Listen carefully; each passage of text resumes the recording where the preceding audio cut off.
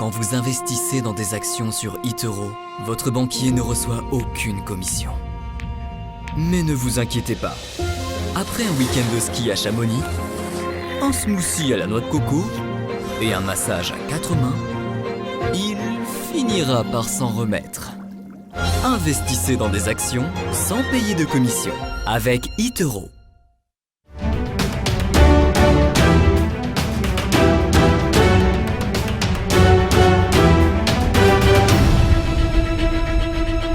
On passe maintenant à la santé. Le vaccin tant attendu face au coronavirus n'est toujours pas prêt, mais il se passe des choses. Sanofi disait hier qu'ils sont en négociation très avancée avec l'Union européenne en vue de la fourniture de 300 millions de doses de vaccins anti-coronavirus. Il y a des choses qui se préparent, Bernard.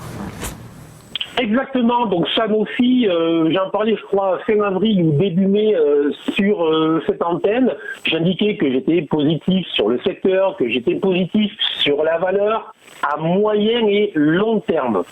Je continue à l'être bien évidemment, mais en fait je constate que depuis la fin avril, la valeur qui elle est dans une dynamique plutôt acheteuse, donc haussière, je constate que depuis la fin avril, elle alterne entre hausse et baisse dans de grosses dizaines de pourcents.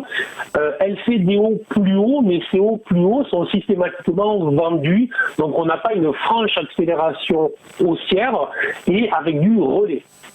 Et là, ce qui m'intéresse, c'est que hier, justement, la valeur a fait un nouveau sommet sur l'année, mais que ce sommet a été vendu.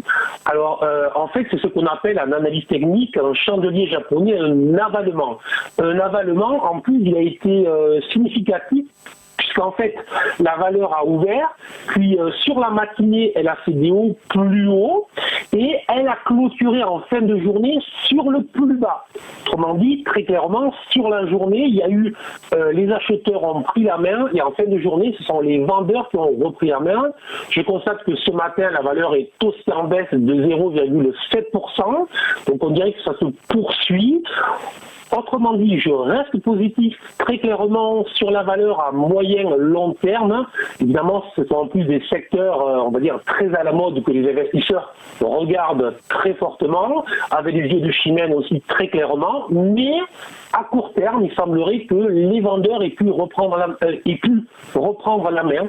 Donc on aurait une petite alerte vendeuse de court terme qui pourrait renvoyer la valeur de 7 à 8% plus bas sur les prochaines journées ou sur les prochaines semaines. Donc en résumé, je suis toujours positif long terme et à moyen terme sur le titre, mais à court terme, peut-être alléger le titre vu les signaux que l'on a eu hier.